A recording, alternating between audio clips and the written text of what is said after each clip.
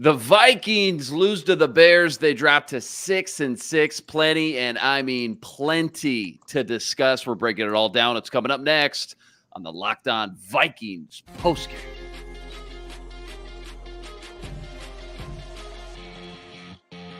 You are Locked On Vikings postcast, part of Locked On Minnesota on the Locked On Podcast Network. Your team every day. The Vikes, they lose a sloppy one. I guess we'll use that word for now, to say the least. Sloppy one at home on prime time to a Bears team, guys, that had lost 12 in a row to the NFC North. They do lose this one 12-10. That's your final score. What's happening, though, everyone? We got the three-man crew today. Myself, Luke Inman, at Luke_Spinman. That's Ron Johnson. He's on X, at 3Ron Johnson, host of the Ron Johnson Show right here on the Locked On Sports Minnesota Network. Luke Braun, of course, host of Locked On Vikings podcast each and every day.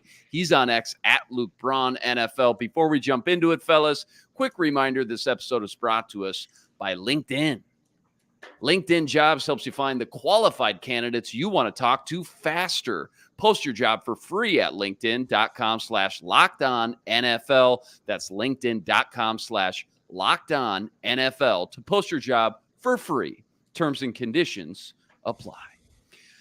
All right, boys, your Minnesota Vikings are now 6-6. Tough one to watch on national television. They lose the turnover battle once again. Josh Dobbs, 4 interceptions. Same old story with this team. It feels like copy and paste, but lots to dissect and hit on from this one. We always start here, though, Luke. What's the headline read in tomorrow's paper? What's your biggest takeaway or two from what we just watched unfold? Well, I think we have a quarterback controversy in Minnesota. I mean, when we talked about the Dobbs thing after like the Saints game, or even after last week against the Broncos, you go, okay, what's it going to take for the Vikings to stop riding this hot hand, to think about going to Hall, or maybe I guess it would be Nick Mullins. He was higher on the depth chart with both of them healthy now. So what does it take for them to move away? And I think the answer had to be a catastrophe. You needed something where, he throws like 4 interceptions. There's a bunch of turnovers. The offense, well, this was that catastrophe. I know a couple of those picks weren't his fault. 2 of them very much were. And he also tried to throw a 5th one.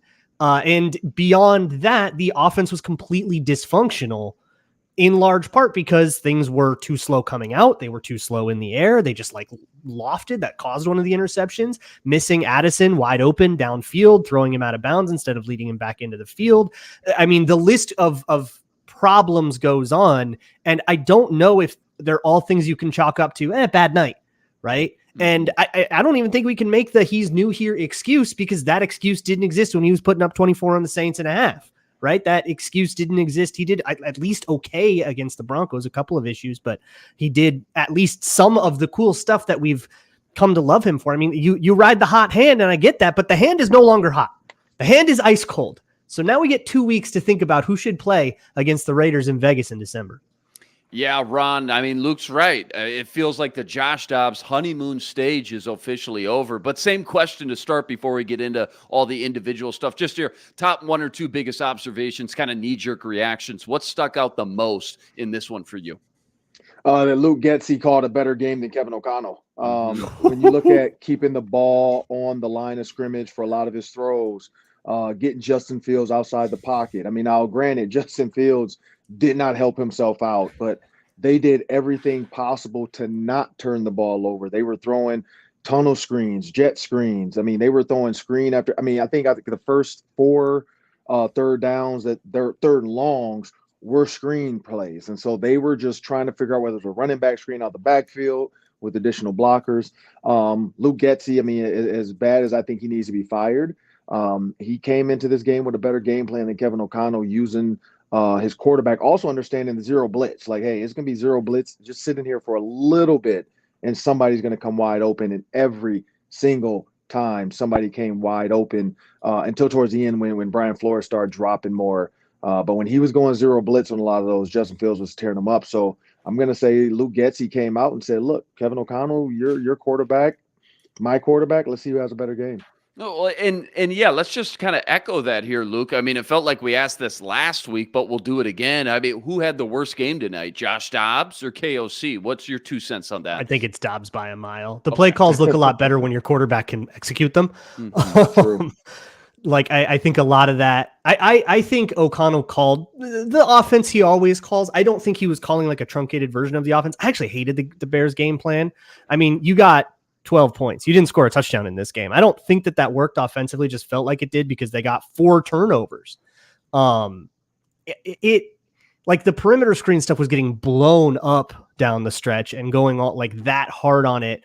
I don't know. That felt like walking in kind of hoping that the Vikings would make enough mistakes to hand you the game. And I guess they got that bet because that did happen. But I think, I mean, Dobbs did like objectively poorly at just about everything he tried to do. Even the freebies, even the easy stuff, screens were going long, right?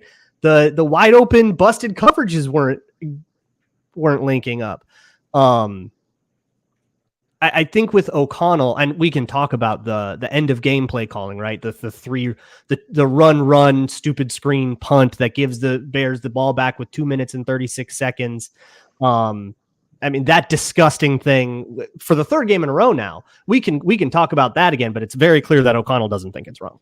That he just, and kind of devil's advocate, though. I mean, we talk about all the time, great coaches maximizing players' unique skill set. And I'm not saying KOC isn't a great coach at times. He's definitely, I mean, the record speaks for itself. What is he, 19-10, I want to say, in his first, 29 games. But where's the design runs? I think that's what a lot of pushback this week from Vikings fans is going to be. Where's the design rubs for Dobbs? At minimum, getting him outside the pocket, moving with his legs, which is clearly his best attribute. Roll him out, maybe. RPOs. Why are we trying to turn him into a pocket passer all of a sudden?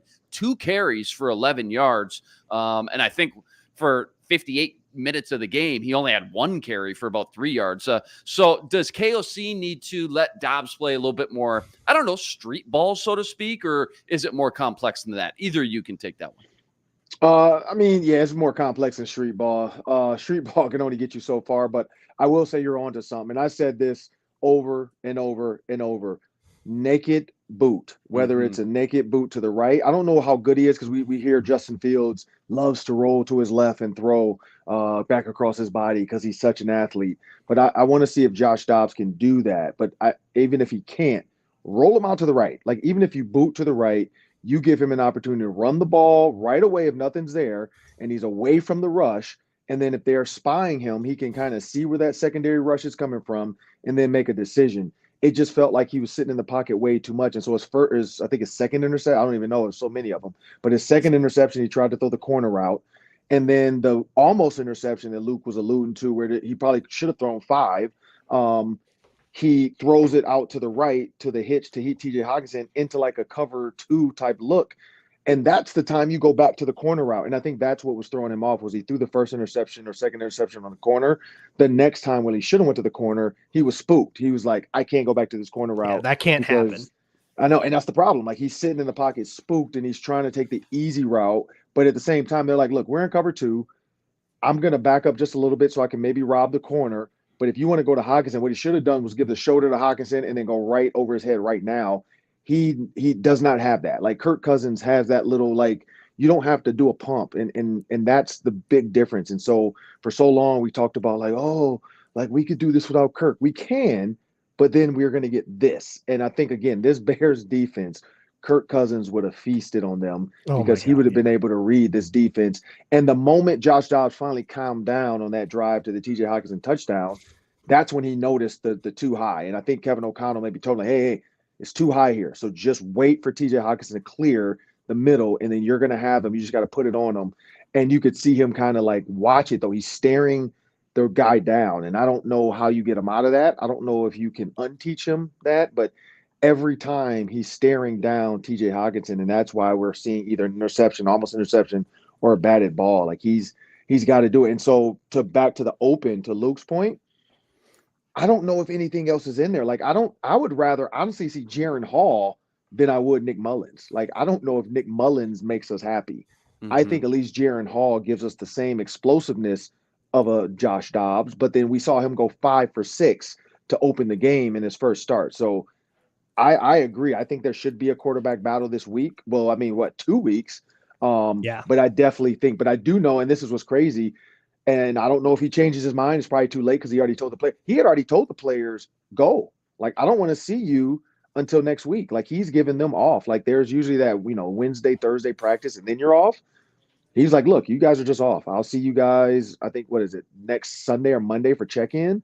So I don't know if he changes his mind in the locker room, like, oh, hell no, 12 to 10, y'all stay here. Like, screw this. We're practicing. We're doing a walkthrough on Monday. We're practicing on Wednesday, and then y'all can leave on Thursday. But no, it's too late. I'm guaranteeing guys have already booked flights, places, and they were going to do what they're going to do. So that's a late pie. I think you got to just say, like, go rest, man. Like, yeah. But that's the problem is, like, in this situation, if I'm Jaron Hall, I'm not going anywhere. I'm getting to that facility. I'm going to get some work in. I'm going to talk to KLC as much as possible because I don't see why not. When you come back next week, give both of them reps with the ones and just see. Like, you have to go now off of feeling. How do I feel about the Bengals? Because we all thought the Bengals were a layup or the Raiders were a layup. I mean, hell, they couldn't beat the Bears. So now, like, these next two games actually look tougher than they did before. Yeah, if you're Jaron Hall, you're getting that janitor over there at TCO, an early Christmas present. You're saying, leave me the keys, all right? Because I'll lock everything down. I'm going to stay there from sun up till sundown. Luke, I want to give you just a last word on this because people in the comments section, again, they're just kind of miffed that Josh Dobbs was stuck in the pocket all game, ended with 2 carries for 11 yards, and just wasn't more mobile tonight. Yeah, I want to take another look at that because sometimes that has more to do with the defense than the offensive plan. I mean, at the end of the day, Josh Dobbs is the one with a brain connected to his legs. If he wants to run, he can run. But if he sees a check down and he'd rather go to that, that's typically what you're going to want to encourage, right? But not having the design runs like Ron talked about. I mean, when they did do that naked boot thing, it was a scramble for 5, a scramble for 7, which are good first down plays. Look at what the Bears did with their mobile quarterback. This was a battle of two teams with quarterbacks who can run, and one team used theirs and one team did not. The Bears have gotten really creative with how they've run with Justin Fields and QB draws and sweeps and zone read stuff, all kinds of interesting stuff. And I know that the Vikings haven't really installed that, but that stuff, the blocking is like very much the same. It's zone blocking. You just have to get your quarterback to do the read, which Josh Dobbs is familiar with that. He ran zone read plenty in Arizona. So I think that is an element that could save this whole thing. And while I am with Ron, I would rather see Hall than Mullins. I would imagine if that were the thing in the pipeline, he would have been active instead of Mullins tonight. True. So I guess we got to give up on that dream. But I will say this, and maybe I'm overreacting. I think if you bench Dobbs at halftime, I think Mullins wins this game. Ooh. I think they should have taken him out. Yeah. It was very clear that he was not ready to play this game. His brain was totally out of it. He was spooked by interceptions. Once you start getting that, it's like, okay, you know what? Let it go. Start thinking about next week. Start thinking about the bye. Let's figure this out. But we need somebody who knows the playbook and had training camp to come in and just play point guard and do unspectacular quarterbacking. Maybe you can't run as much. Maybe you're not as cool on the improv, but you're not even doing the improv cool hero ball stuff. What are you here for? I don't know. Putting him back in the second half and then turtling up. I think that ultimately lost us this game. Yeah, no, you're right. A lot of good points there by both of you. And I will say, I mean, it feels like it now, but gosh, you hope you don't get to the end of the year and look back on a game like this and say, man, that is a game we definitely should have won, because that is not a good Bears team right now. And they just gifted the Vikings, despite their struggles on offense, so many freebies. I think at least 4 free third down conversions via penalty. I think the penalties ended up being 7-3, but for most of the game, it was all Bears. Vikings didn't have any penalties going into the second half. I want to keep diving into this one a little bit more, talk about some more individual performances from what you guys saw. But first, let's get a quick word in from our sponsors over at LinkedIn. Guys, don't forget this episode is brought to us by LinkedIn. These days, every new potential hire can feel like a high-stakes wager for your small business. And you want to be 100% certain that you have access to the best qualified candidates available. That's why it's a must to check out LinkedIn Jobs. LinkedIn Jobs helps you find the right people for your team faster and for free. I've done it myself. Trust me when I say it's so easy to create a free job post on LinkedIn Jobs to help you spread the word fast that you are hiring. Personally, my favorite part is all the simple tools they give you to make it so quick and easy, like screening questions that make it easier to focus on the candidates with just the right skill set, the right experience, so you can quickly prioritize who you'd like to interview and hire. It's why small businesses rate LinkedIn Jobs #1 in delivering quality hires versus leading competitors. LinkedIn Jobs helps you find the qualified candidates you want to talk to faster. Post your job for free at linkedin.com/LockedOnNFL. That's linkedin.com/LockedOnNFL to post your job for free. Terms and conditions apply. Here's Luke Braun with a quick word from BetterHelp. Today's episode of the Locked On Vikings postcast is sponsored by BetterHelp. BetterHelp is online therapy made easy. The way it works is you sign up. Maybe you have to do a quick phone call with somebody, and then or fill out a questionnaire. And then you will get matched up with a therapist that they think is right for you. And hey, if you don't like that person, that is actually pretty normal to have to go through a couple of therapists until you find the right person for you. And BetterHelp can help facilitate that as well. So BetterHelp is therapy online from the comfort of your own home and whatever way you're comfortable with, whether it's video chat or call or text or whatever. Find your bright spot this season with BetterHelp. Visit BetterHelp.com/LockedOn today to get 10% off of your first month. That's BetterHelp, HELP.com/LockedOn. All right, what's the identity of this team right now? Just a weird year, man. What's the identity? Because during that winning streak, you win 5 in a row without JJ. You got the backup quarterback the last few weeks. There was some flirtations with like, maybe this is 2017 all over again. Watch out. Ron, what's the identity now, though, of this team? Struggling to move the ball, obviously, and has now dropped 2 in a row. Yeah, I mean, I don't really know. That's the problem. Like, nobody knows. Like at one point, I mean, honestly, with Kirk Cousins, I think they had an identity. Like with Kirk Cousins, it was an offensive leg, Kirk Cousins team. They did just enough, top 5 offense, and then you have Brian Flores' defense that just needs to hold teams to under whatever. There's no way Kirk Cousins today doesn't throw at least 2 touchdowns and doesn't fumble the ball or throw that many interceptions. Like it like his ball is different, has a different trajectory. He understands the offense a little bit better. He's gonna like move the defense around. And it's just amazing me that like the way it all played out. So identity wise, honestly, like if this is a full year, whatever report card at this point now. And I'm going to say right now, it's a Brian Flores led team. Like their identity is in Brian Flores' defense. Like this is a team that they have to pray their defense does what they do tonight, which is hold a team to basically 9 points throughout the entire game. And then they just happen to give up a last minute field goal. But Brian Flores' defense, that's the identity. And the problem with the identity of that is it's real boom or bust. I mean, you see the sack fumbles, you see the pressure on the quarterback, but when you get a guy like Justin Fields, you have to come up with a different game plan. Like even they pointed out on the telecast that the amount of times they didn't have a spy on Justin Fields was kind of mind-boggling. And then the amount of times that the guys didn't feel a guy release. Like if I'm block, like the Cole Kmet big first down when he it was the zero blitz, you got to realize the tight end was blocking you and now he's gone. Somebody's got to stay with him. Everybody can't get home, so somebody's got to continue to stay with him. He was a blocker for a minute and then he released.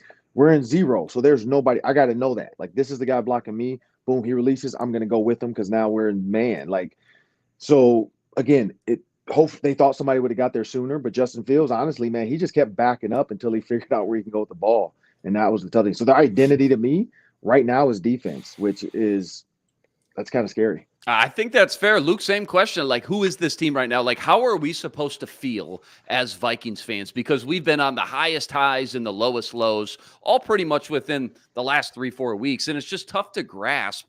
Is this total fool's gold, or do they still have a shot to get hot, chip in a chair, win a game in the playoffs? What do you think? What gold? What gold can be Where fueled? Are we at now? They're 6-6, and they just lost to a team that is not seriously contending at all. First off, all right, you just showed the comment. I need Hank Lee in the chat to chill out a little bit. All right, he's saying season's over. Fire Kevin O'Connell. Promote. Well, this is what I'm saying. Chill out a little bit. Chill out.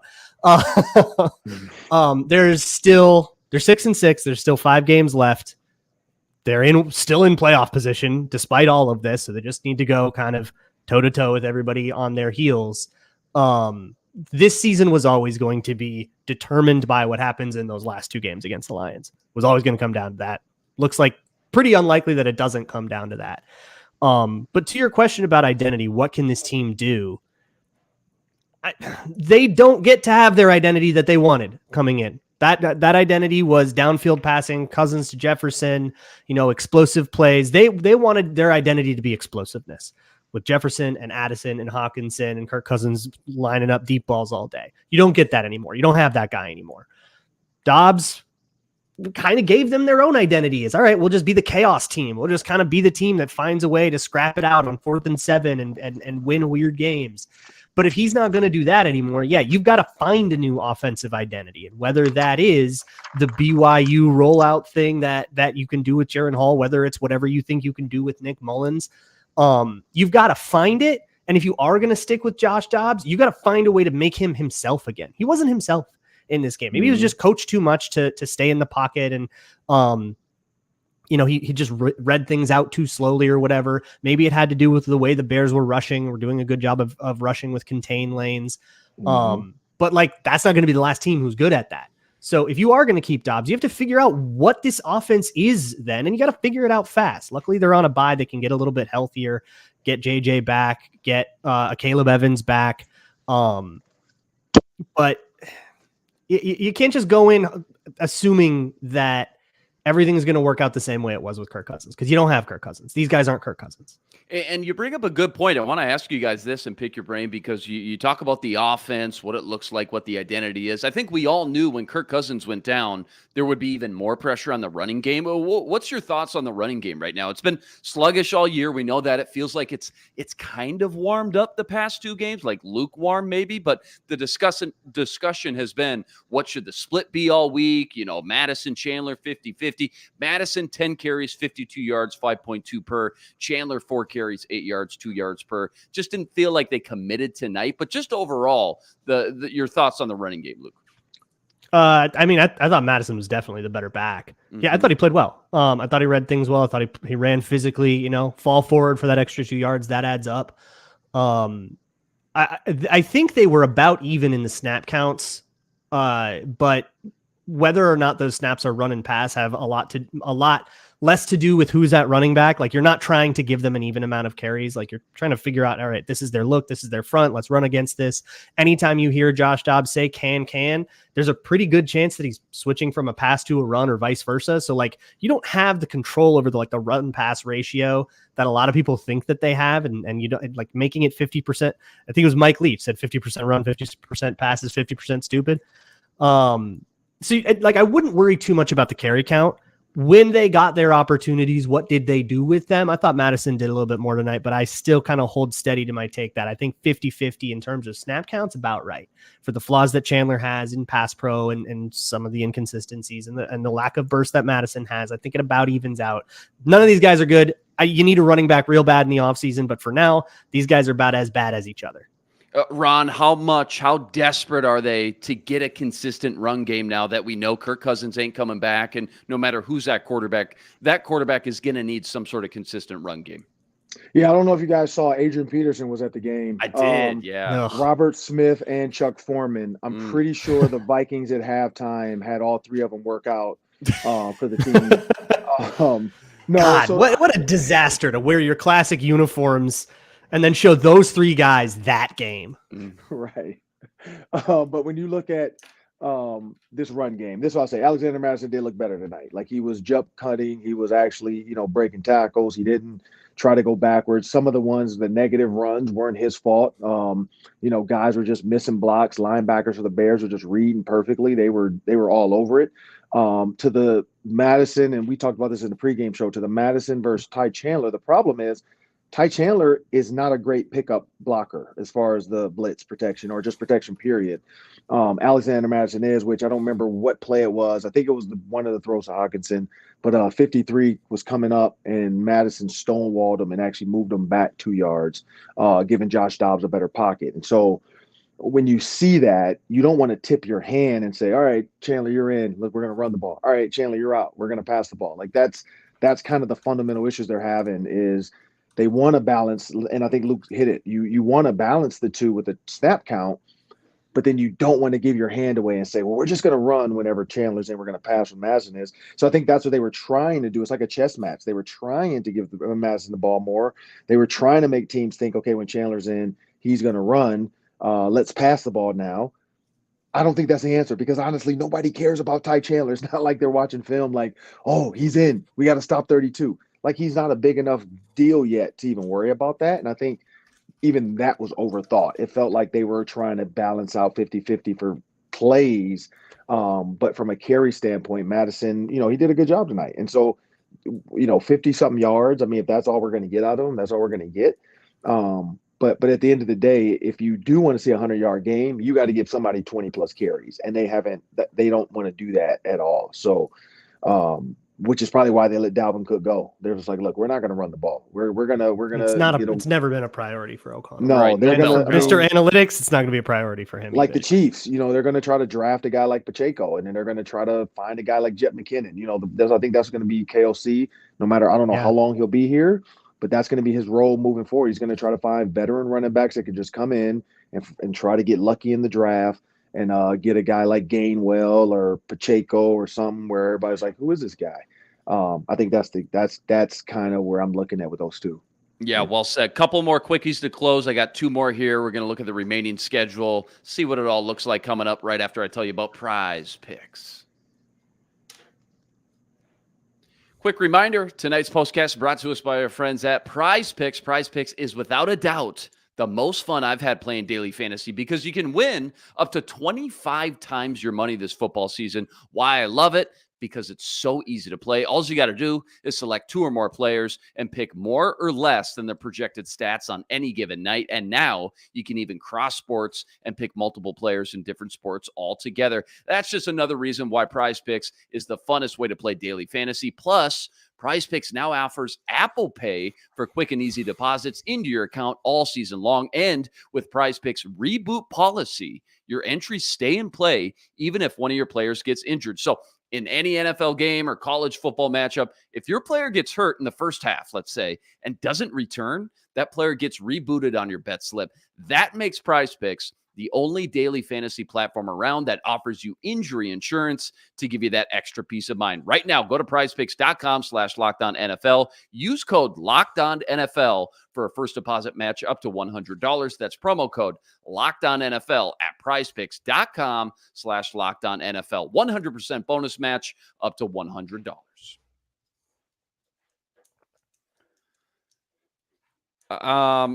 Luke, we talked all morning, football party, which, by the way, go check out that episode right after this. Huge focus was going to be on containing Justin Fields.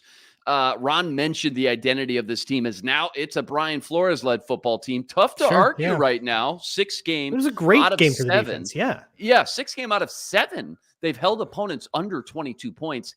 Can't really get mad at a defense that gives up 12 points, but frustrating, obviously, when you lose no matter what. Were you frustrated at all what Ron kind of brought up as far as just the defensive calls, maybe letting your foot off the gas a little bit, so to speak? And I know we got to go back and watch the All-22 later this week, but at the end with Justin Fields, it just seems so easy, I guess, those free yards at the end. Yeah, I'm not going to kill it too much because the Vikings asked way too much of their defense in this whole game, right? I mean, with the 4 turnovers, there were the off of the 4 turnovers, the Bears got 3 points. That's pretty crazy, right? Insane. So I like on the whole, you have to say that the defense had a really, really good game. I mean, what a game for Josh Metellus. Oh my goodness. The defense played really, really well.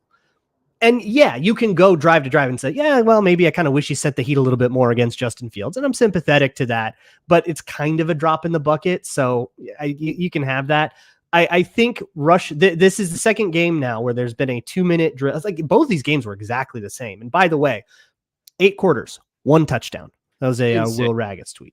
8 quarters, Sutton. 1 touchdown allowed. That Cortland Sutton one. So this defense is absolutely humming. And I'm sorry, we have a sack of potatoes at quarterback right now. So the Vikings are losing those games. That's really, really frustrating. But yeah, like Ron said, it is boomer bust to live that way. But I also don't necessarily think you have to be a team that, well, we're a defensive team and therefore we have a bad offense. Like, it's two separate sides of the ball, and there is complementary football. They affect field position and whatnot. But I don't know, man. How about the offense gets its crap together and the way the defense was just playing? Get a first down, man. Yeah. That's kind of part of my Nick Mullins take. I mean, how many times did they go 3 and out? I'll go count them up real quick. But I mean, how many times did they go 3 and out or 3 or 4 plays and a turnover? That's just a bad unit. That's playing bad. That's not an identity. That's suck. Yeah, I know with about your job. No, you're right. You're totally right. I know with about 6 minutes left in the third quarter, they were 0 for 6 on third downs. I know we got only a couple more minutes before we got to get out of here. I want to ask you, entering the bye week now, again, weird year, 6-6, tough loss tonight.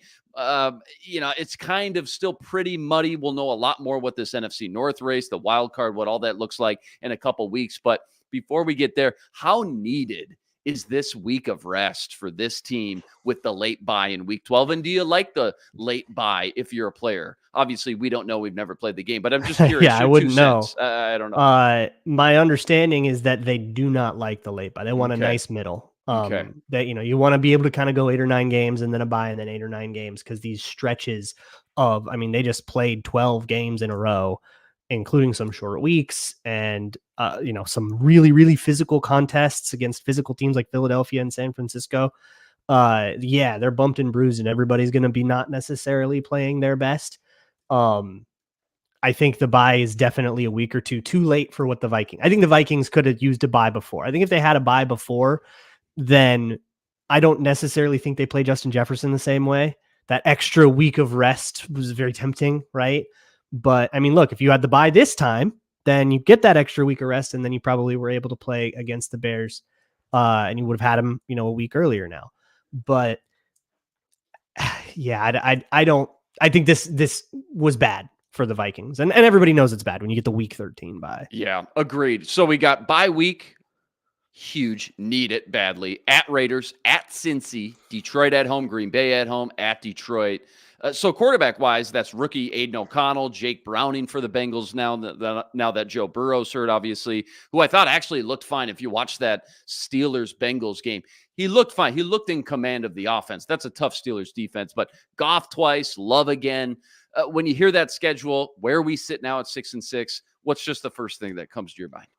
I think if you take the non-Lions games, the Raiders, Bengals, Packers, like you have to go like 3-0 or 0-3 in those for it not to just come down to Detroit. Kind of just feels like it's coming down to Detroit. But I hate the schedule game. We talked about this after the Packers game when Kirk Cousins went down. We were like, but Falcons, Saints, Broncos, Bears, and they went 2-2. This is why I hate going too far ahead in the schedule, because 4 weeks ago, the Broncos looked like a freebie. They do not anymore, right?